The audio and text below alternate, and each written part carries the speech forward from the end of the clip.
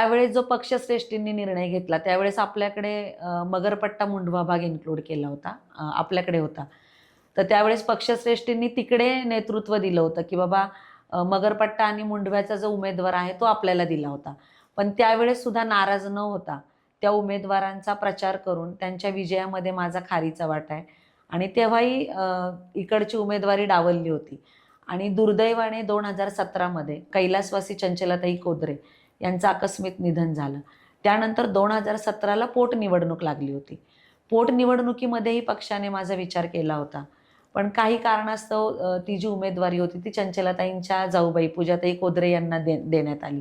तेव्हाही नाराज न होता पक्षश्रेष्ठींच्या विश्वासाचा आणि याचा आदर करून त्यावेळेसही पक्षाने सांगितलं तर मी त्यावेळेसही थांबले होते.